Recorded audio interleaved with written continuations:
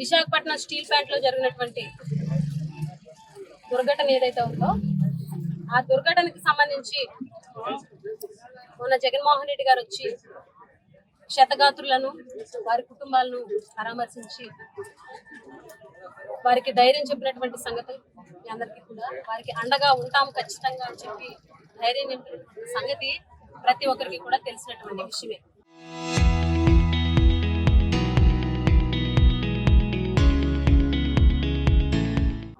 అయితే జగన్మోహన్ రెడ్డి గారు వచ్చి వెళ్ళిపోయిన తర్వాత ఈ రాష్ట్ర హోంమంత్రి వంగలపూడి అనిత గారు నిన్న ప్రెస్ మీట్ పెట్టి ఇష్టం వచ్చినటువంటి వాగుడని ఆవిడ వాగేది ఇప్పుడు వాగుడే కాదు.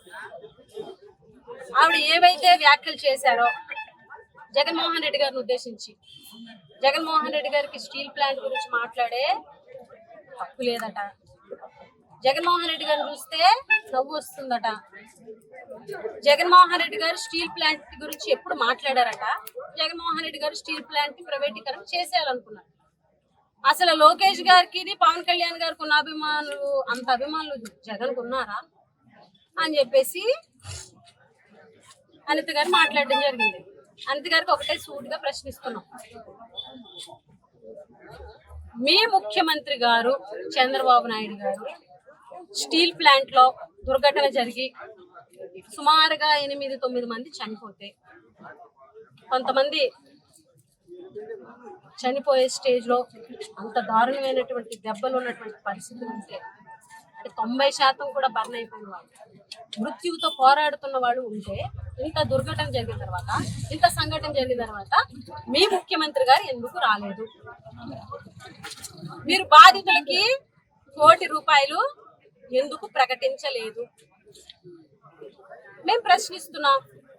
మీరు జిల్లా మంత్రి, మీరు ఆ జిల్లాలోనే ఉంటారు, ఆ దగ్గరలోనే ఉంటారు, కానీ కేంద్ర మంత్రి కుమారస్వామి గారు వచ్చే వరకు మీరు ఎందుకు స్టీల్ ప్లాంట్ దగ్గరికి వెళ్ళలేదు? ఏదైతే ప్రెస్ ముందుకు వచ్చి మీరు మాట్లాడుతున్నారో, చేస్తున్నటువంటి వ్యాఖ్యలు ఉన్నాయో, స్టీల్ ప్లాంట్ కార్మికుల దగ్గరికి కానీ స్టీల్ ప్లాంట్ కార్మిక సంఘాల దగ్గరికి కానీ వెళ్ళి మాట్లాడేటువంటి ధైర్యం ఉందా? ఈరోజు జగన్మోహన్ రెడ్డి గారిని మీరు విమర్శిస్తున్నారు, జగన్మోహన్ రెడ్డి గారికి స్టీల్ ప్లాంట్ గురించి మాట్లాడే హక్కు లేదా? సూటిగా అడుగుతున్నాం. వైఎస్ఆర్ కాంగ్రెస్ పార్టీ ప్రభుత్వంలో జగన్మోహన్ రెడ్డి గారు ముఖ్యమంత్రిగా ఉండగా స్టీల్ ప్లాంట్ ప్రైవేటీకరణ చేయొద్దు అని చెప్పేసి అసెంబ్లీలో తీర్మానం చేసి సెంట్రల్ కి పంపించాం. ఆ ధైర్యం కూటమి ప్రభుత్వానికి ఉందా? తీర్మానం చేసి పంపించేటువంటి ధైర్యం కూటమి ప్రభుత్వానికి ఉందా? అలాగే ఏదైతే మీరు ఈరోజు చెప్తున్నారు కదా జగన్మోహన్ రెడ్డి గారిని ఉద్దేశించి, ఆ రోజు ఎల్జీ పాలిమర్స్ లో ఘటన జరిగితే ఆ కంపెనీకి సంబంధించినటువంటి డైరెక్టర్ ని అరెస్ట్ చేసినటువంటి ప్రభుత్వం, అది జగన్మోహన్ రెడ్డి గారి కమిట్మెంట్, ఆయన అడ్మినిస్ట్రేషన్ అలాగ ఉంటుంది. ఈ రోజు విశాఖ స్టీల్ ప్లాంట్ లో దుర్ఘటన జరిగితే ఎవరైనా అరెస్ట్ చేసేటువంటి దమ్ము ధైర్యం మీ ప్రభుత్వానికి ఉందా? సూటిగా ప్రశ్నిస్తున్నాం. జగన్మోహన్ రెడ్డి గారు స్టీల్ ప్లాంట్ గురించి ఏ రోజు మాట్లాడలేదా?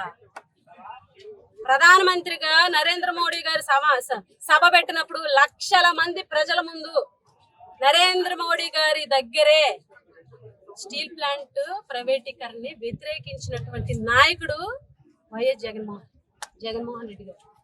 ఈరోజు మీరు మాట్లాడుతూ లోకేష్ గారికి పవన్ కళ్యాణ్ గారికి ఉన్నంత అభిమానులు ఉన్నారా అంటే జగన్మోహన్ రెడ్డి గారి పేరు చెప్తే నవ్వు వస్తుంది. మీరు వేసిన జోకులు మా అందరికి నవ్వు వస్తుంది. ఎందుకంటే పవన్ కళ్యాణ్ గారు అంటే సినిమా హీరో, ఫ్యాన్ బేస్. ఈరోజు లోకేష్ గారు ఫ్యాన్ బేస్ గురించి మీరు మాట్లాడుతున్నారు. సూట్గా అడుగుతున్నాం, మీరు లోకేష్ గారికి సంబంధించి ఏ సభనే తీసుకోండి, మా జగన్మోహన్ రెడ్డి గారి సభలకి ఇంచు దగ్గరికి వస్తే మేమందరం రాజకీయాలు వదిలేస్తాం. ఏ సభనే తీసుకోండి. ఈరోజు జగన్మోహన్ రెడ్డి గారి ఫ్యాన్స్ గురించి, ఫ్యాన్ బేస్ గురించి మీరు పోల్చి మాట్లాడతారా? ఈరోజు ఈ రాష్ట్రంలో హోంమంత్రిగా ఒక అసమర్థ హోంమంత్రి, ఫెయిల్యూర్ మీరు. ఏదైతే మీ ప్రభుత్వంలో చేసినటువంటి సర్వేలోనే మీకు 21వ ర్యాంక్ వచ్చినటువంటి పరిస్థితి, లా అండ్ ఆర్డర్ విషయంలో కానీ దేంట్లోనైనా సరే. మీ జిల్లాలో, మీ కాన్స్టిట్యున్సీలో ఒక దళిత బాలికపై అత్యాచార యత్నం జరిగితే కనీసం కనీసం పట్టించుకున్నటువంటి హోంమంత్రి మీరే మాట్లాడేది ఈరోజు. మీరు హోంమంత్రి అయిన తర్వాత గంజాయి పెరిగిపోయింది, మద్యం ఏరులై పారుతుంది, ఎక్కడికక్కడ ఆగాయిచ్చారు, ఎక్కడికక్కడ దారుణాలు. మా కురుపంలో ఒక కుర్రోడు నడి రోడ్డు మీద గంజాయి మత్తులో చంపేశాడు. రీసెంట్ గా వెలుగులోకి వచ్చిన ఘటన నిన్న మీడియా గ్రూపుల్లో చూసా. కత్తితోటి పొడి చేసినటువంటి ఘటన వీడియో హల్చల్ అవుతుంది. నిన్న కాక మొన్న పాలకొండ నియోజకవర్గంలో ఒక గిరిజన ఆడబిడ్డని చంపేసి కట్టేసి చేతులు కాళ్ళు ఇరిచేసి కట్టేసి చెరువులో పడేసినటువంటి వైనం. దీని దేనికి మీరు స్పందించరు. ఈరోజు స్టీల్ ప్లాంట్ దుర్ఘటనలో చనిపోయిన వాళ్ళకి ₹1 ఇవ్వడానికి మీకు ఎటువంటి ఆలోచన రాదు. కానీ మీరు సింగపూర్ టూర్కి వెళ్ళడానికి మాత్రం కోట్లు ఖర్చు పెడతారు. చంద్రబాబు నాయుడు గారు, పవన్ కళ్యాణ్ గారు స్పెషల్ ఫ్లైట్లకి కోట్లు ఖర్చు పెడతారు. అలాగే అమరావతిలోని తుప్పలు నరకడానికి 35 కోట్లు. రామోజీరావు గారి సంస్మరణ సభకి కోట్ల రూపాయలు. అన్ని కోట్లు వృధాగా ఖర్చు పెట్టడానికి ప్రభుత్వం దగ్గర డబ్బులు ఉంటాయి. కానీ ఈ దుర్ఘటనలో చనిపోయినటువంటి కార్మికులకు ఇవ్వడానికి మాత్రం మీ దగ్గర డబ్బులు లేవని చెప్తున్నారు. సిగ్గుండాలి. అనిత గారికి రాష్ట్రంలో జరిగే ఆడపిల్లల మీద అఘాయిత్యాలు జరుగుతుంటే అక్కడికి వెళ్ళడానికి టైం ఉండదండి. వాళ్ళ కాన్స్టిట్యున్సీలో దుర్ఘటనలు జరిగితే అక్కడికి వెళ్ళడానికి టైం ఉండదు. కానీ మ్యూజికల్ నైట్స్ కి వాటికి వెళ్ళి అటెండ్ అవడం, అక్కడ పాటలు పాడడం, అక్కడ డాన్స్లు వేయడం, వాలీబాల్ ఆడడం, కబడ్డీలు ఆడడం, కోడి పందాల్లో పాల్గొనడం, వీటన్నిటికీ హోంమంత్రి గారికి టైం ఉంటుంది. కానీ ఆంధ్ర రాష్ట్రంలోని ఎక్కడ దుర్ఘటన జరిగి ఆడపిల్లలకు అఘాయిత్యాలు జరుగుతున్నా కూడా వాళ్ళ దగ్గరికి వెళ్ళి పరామర్శించి వాళ్ళకి భరోసా ఇచ్చి ఫ్యూచర్ లో ఇలాంటి సంఘటనలు పునరావృతం కాకుండా చూస్తామనేటువంటి భరోసాను మాత్రం కల్పించడానికి మీకు టైం లేదు.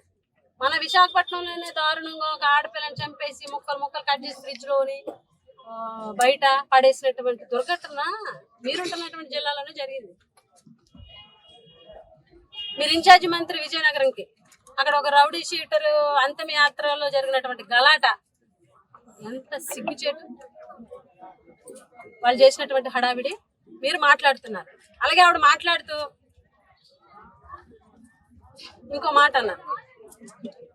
ఒక మాజీ మంత్రి గారిని ఉద్దేశించి వాడు ఎవడాడు అని చెప్పి ఒక మాజీ మంత్రిగా పనిచేసినటువంటి వ్యక్తిని, ఆ జిల్లాలో రెప్యూటెడ్ ఫ్యామిలీ, వాళ్ళ ఫాదర్ కూడా మంత్రిగా పనిచేసినటువంటి పరిస్థితి, అటువంటి వ్యక్తిని పట్టుకుని వాడెవడు అంట.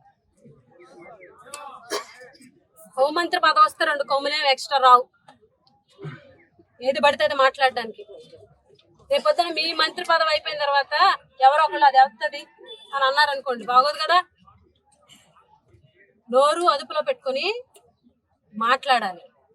అసలు లా అండ్ ఆర్డర్ పరిరక్షణలో ఒక అంశం ఉంది. ఏంటి తెలుసా? రెచ్చగొట్టే వ్యాఖ్యలు చెయ్యకూడదు అని.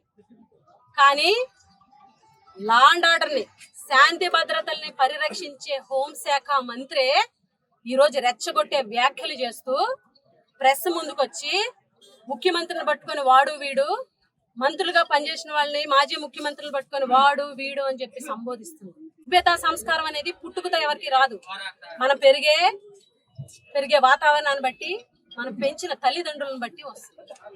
ఈరోజు మన ప్రవర్తన, మన మాట తీరు,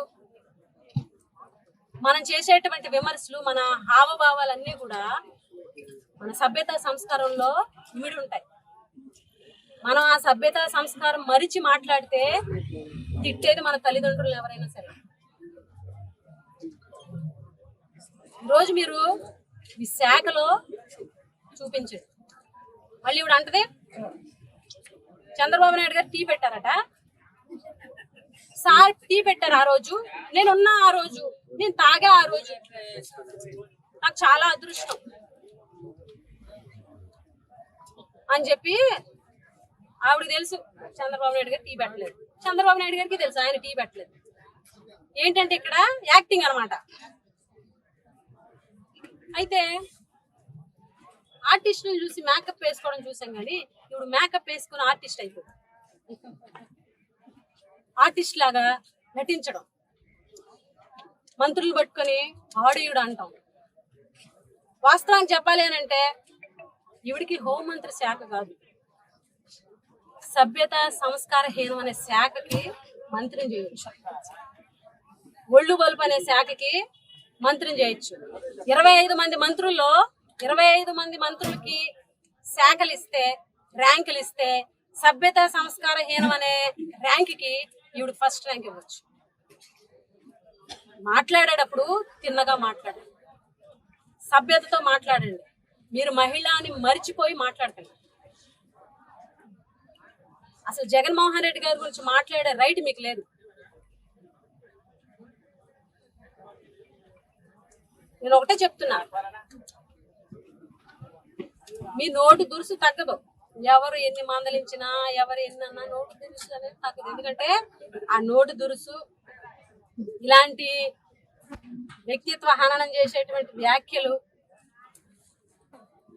సంస్కారహీనమైనటువంటి మాటలు, ఇవన్నీ మాట్లాడుతున్నారు కాబట్టి మీకు హోంమంత్రి వచ్చింది, మీ హోంమంత్రి నిలబడుతుందని మీ స్వార్థం. మన నాయకుడి కోసం మన నాయకుడిని మనము ప్రైజ్ చేయొచ్చు, మన నాయకుడి కోసం ఫెరోషియస్ గా మాట్లాడొచ్చు, మన నాయకుడి కోసం గట్టిగా నినదించవచ్చు, గట్టిగా ఫైట్ చేయొచ్చు. కానీ అవతల నాయకుడిని కించపరిచి మాట్లాడేటువంటి రైట్ లేదన్నది మర్చిపోకండి. ఇప్పటికైనా నోరు అదుపులో పెట్టుకొని మాట్లాడండి. ఏదైతే బాధితులు ఉన్నారో ఆ బాధిత కుటుంబాలకు అండగా ఉండడానికి ప్రయత్నం చేయండి. ఏదైతే ఈరోజు కార్మిక సంఘాలు ప్రతి ఒక్కరు డిమాండ్ చేస్తున్నారో బాధిత కుటుంబాలకి 1 కోటి రూపాయలు ఇవ్వాలని చెప్పి, ఆ డిమాండ్ నెరవేర్చేటువంటి ప్రయత్నం చేయండి. ఇంకొకసారి నోరు ఉంది కదా అని మాట్లాడితే మీకన్నా పెద్ద నోరులే ఉన్నాయి, అందరికీ పెద్ద నోరులే. కాకపోతే మాకు సభ్యత సంస్కారం అనేది కొంచెం అడ్డొస్తుంది, పక్కన పెడితే మీకన్నా ఇదిగా మాట్లాడదాం. ఇప్పటికైనా హోమ్ మినిస్టర్ అనిత గారు నోరు అదుపులో పెట్టుకొని మాట్లాడాలి, ఖబర్దార్ అని చెప్పి ఈ సందర్భంగా హెచ్చరిక జారీ చేస్తారు.